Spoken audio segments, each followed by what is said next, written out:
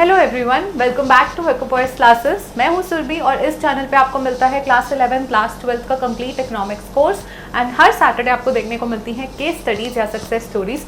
सारे ही प्लेलिस्ट के लिंक मैंने डिस्क्रिप्शन बॉक्स में दे दिए हैं ताकि आपको कोई परेशानी ना हो। लिंक्स पे क्लिक करिए और पहुंच जाइए प्लेलिस्ट पे और पूरी वीडियोज आपके आगे होंगी विद सेपरेट टॉपिक्स। अभी हमने एक नई सीरीज स्टार्ट की है, that is answer writing practice with Surbhi. So that जब आप नॉर्मल आंसर लिखते हैं तो जब आपकी अंडरस्टैंडिंग बहुत अच्छी डेवलप हो जाती है, आप बहुत इंटेलिजेंट हैं अपनी क्लास में, सब समझ आता है, फिर भी आप मार्क्स नहीं ला पा रहे हैं, तो उसके पीछे कभी कभी रीज़न होता है लैक ऑफ प्रॉपर प्रेजेंटेशन। सो एक कंटेंट अगर आपके पास है तो उसको प्रेजेंट किस तरह किया जाए कि आप फुल मार्क्स स्कोर करें, यही हम प्रैक्टिस करने वाले हैं by picking up different questions from different chapters. And कोई पर्टिकुलर क्लास के लिए सीरीज नहीं है, मैं बार बार ये रिपीट करती हूँ, मैंने इंट्रोडक्शन वीडियो में भी किया था। इंट्रोडक्शन वीडियो अगर आपने नहीं देखी है सो प्लीज़ वो मैंने आई बटन में दे दिया है, आप प्लीज़ जाकर देखिए वो वीडियो ताकि आपको और बेटर तरीके से समझ आए कि हम क्या करने की कोशिश कर रहे हैं यहाँ पे।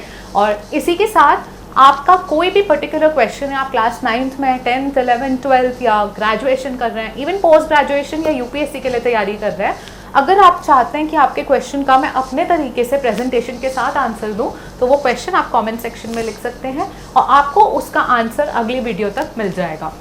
आज हमने क्वेश्चन पिक किया है एनसीईआरटी का क्लास 12 का, that too from chapter 1 Indian economy on the eve of independence, जहाँ पे क्वेश्चन नंबर 16 हमारे आगे आया है। डिमांड आई है क्वेश्चन 16 करने की, तो आज हम इसी को प्रेजेंट करेंगे। जैसे कि क्वेश्चन है, were there any positive contributions made by British in India, discuss. So ये 6 मार्कर क्वेश्चन है एंड ये क्वेश्चन जो आपको दिख रहा है ये सिंपल लैंग्वेज में ये पूछ रहा है कि क्या जब ब्रिटिशर्स आए थे इंडिया में, आपको पता है उन्होंने 200 साल राज किया, उन्होंने बहुत लूटा इंडिया को, अपने मतलब से बहुत ज़्यादा ऐसी चीज़ें की जो इंडियंस के लिए बहुत हार्मफुल थी, फिर भी क्या कुछ ऐसी चीज़ें हैं जो पॉजिटिव कॉन्ट्रीब्यूशन बन गई बाय ब्रिटिश इन इंडिया और हमें उस चीज़ को डिस्कस करना है। ठीक है, सो सबसे पहले तो उन्होंने आप ही से क्वेश्चन पूछा है, were there any positive contributions. So आपको इसका आंसर किस तरह लिखेंगे आप मुझे बता सकते हैं कमेंट सेक्शन में, एक डेमो आंसर की फ़ोटो भेज सकते हैं, पॉज करके यहीं पे आप आंसर लिखिए और कमेंट सेक्शन में बताइए कि आप होते मेरी जगह तो आप इसका आंसर कैसे करते। मोस्ट ऑफ द आंसर्स जो मैंने चेक किए वो उनमें एक पैराग्राफ फॉर्म में ही आंसर लिखा था, but that's not the correct वे। अब हम डिस्कस करेंगे करेक्ट वे इस क्वेश्चन को आंसर करने की। नॉर्मली इस आंसर को अगर आप आंसर करने जाते तो आप बहुत ही प्रेजेंटेशन फॉर्म इसका ऐसा होता कि आप पैराग्राफ लिख देते या फिर ये बहुत इम्पैक्टफुल वे में शायद प्रेजेंट आप ना करते। तो इसीलिए आपके आगे यहाँ पे एक डेमो आंसर है कि आप इस क्वेश्चन को इस तरह भी आंसर कर सकते हैं। मैं ये नहीं कहूँगी कि this is the only way to answer this question, लेकिन this is one of the ways कि कैसे आप इस आंसर में ज़्यादा स्कोर कर सकते हैं। जैसे कि मैंने कहा कि इंट्रोडक्शन बॉडी कंटेंट, सो यहाँ आप सबसे पहले देखेंगे ये एक इंट्रोडक्शन है, उसके बाद यहाँ से पॉइंट्स जहाँ शुरू हो रहे हैं वहाँ से बॉडी शुरू हो रही है। 6 पॉइंट्स हैं क्योंकि 6 मार्कर क्वेश्चन है और इसके बाद मैंने एक कंक्लूजन दिया है और यहीं पे फिनिश नहीं हो रहा है ये आंसर, बल्कि एक पिक्टोरियल फॉर्म में मैंने एक छोटा सा फ्लो चार्ट बोल लिया या पिक्चर फॉर्म में सारे ही पॉइंट्स एक्सप्लेन भी किए हैं, जो कि बोर्ड में जगह लिमिटेड होने के कारण मुझे यहाँ ऐड करना पड़ रहा है, लेकिन आप लोग इसको आंसर के बीच में कहीं भी ऐड कर सकते हैं। तो सबसे पहले स्टार्ट करते हैं। यहाँ पे क्वेश्चन आपका जब भी पूछता है, जब भी आपसे कुछ पूछता है कि were there any positive contributions made by British in India, so the answer could be yes और नो। सो हमेशा आप स्टार्टिंग में ही अपना आंसर बता दो। कुछ बच्चे होते हैं जो एंड तक आंसर नहीं बताते कि वो येस के फेवर में थे या नो के फेवर में थे। कुछ होते हैं जो बिल्कुल एंड में कंक्लूजन में बताते हैं सब कुछ लिख के कि ओके येस और because of all these reasons I am in favour of this particular statement. लेकिन ट्राई ये करिए हमेशा स्टार्टिंग में अपना आंसर दे दीजिए। क्योंकि अगर आपने स्टार्टिंग में बोल दिया एग्जामिनर को कि yes I agree with the statement that there were positive contributions made, तो एग्जामिनर टेंशन फ्री हो जाएगा, उसको पता है कि आपको सही आंसर पता है और अब वो आगे आपका आंसर बिना प्रॉब्लम के चेक कर सकते हैं, आपको इतनी क्लैरिटी है क्वेश्चन के बारे में। सो मैंने आंसर में सबसे पहले बोला है येस कि yes for the statement because the statement is actually asking if there were any positive contribution, so I am saying yes there were। ठीक है, the colonial government made some positive contributions in India, so yes I am completely in agreement with the statements। You can also add another line, following are the positive contributions made by the colonial government। I have skipped the statement, you can write it and then you can start the body। Introduction done, 2 lines। ठीक है।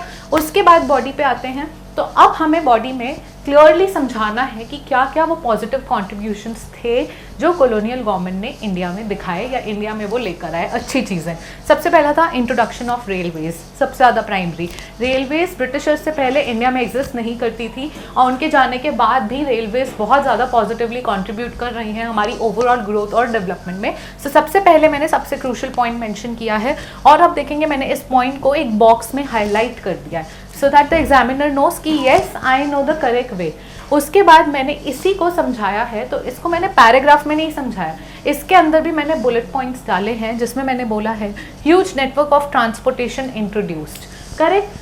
उसके बाद मैंने ये बता दिया कि helped in economic and social growth of India. So ये करेक्ट चीज़ है, लेकिन हम इसको बढ़ा चढ़ा के लिख सकते थे कि Britishers came in India so they expanded the transportation network and hence it contributed in economic and social growth of India. लेकिन ये 4 लाइन का पैराग्राफ हो जाता जिसको देख के मजा ना आता एग्जामिनर को, और आप भी लिखते लिखते बहुत बोर हो जाते हैं। बुलेट फॉर्म में कितना क्लैरिटी से आपने एक आंसर प्रेजेंट किया हुआ है। देन सेकेंड पॉइंट पर आते हैं, development of means of communication. Transport तो लेकर आए वो, कम्युनिकेशन के मीन्स भी वो लेकर आए। कैसे? मैंने फिर यहाँ पे फिर बुलेट पॉइंट्स में लिख दिया introduced most modern and well organise system of communication. And then next is 1852 में फर्स्ट टेलीग्राफ लाइन ऑपरेट की गई इंडिया में।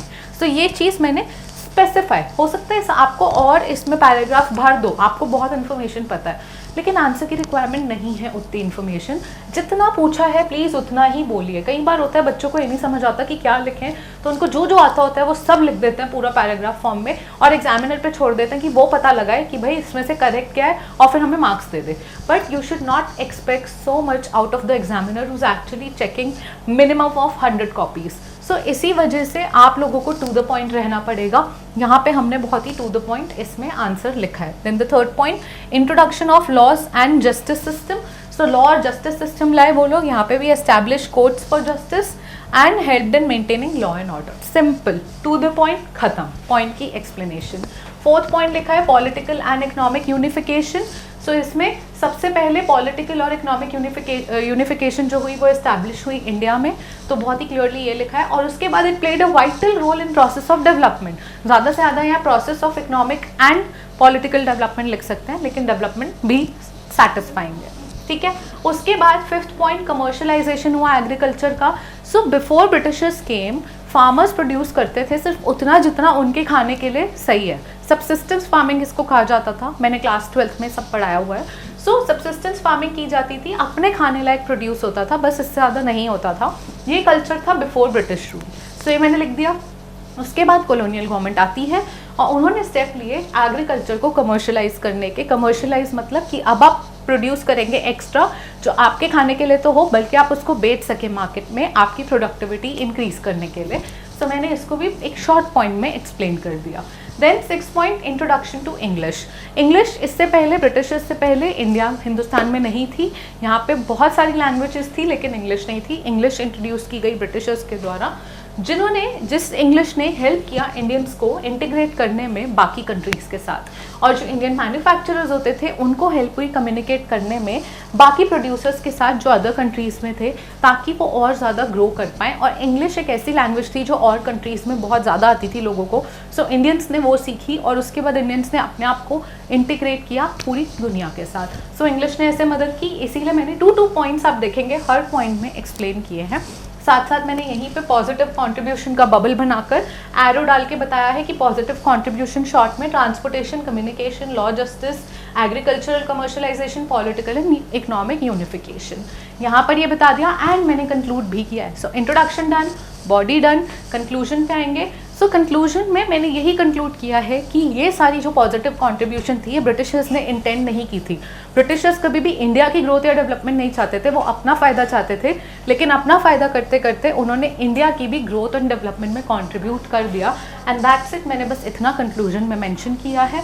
And with this your entire answer is concluded और ओवर। सो ये एक डेमो आंसर था, इसी तरह हर वीडियो में मैं अलग अलग क्वेश्चन पिक करके या आपके दिए हुए कमेंट सेक्शन वाले क्वेश्चंस पिक कर डेमो आंसर्स आपके लिए इस सीरीज में लेके आती रहूंगी टाइम एंड अगेन।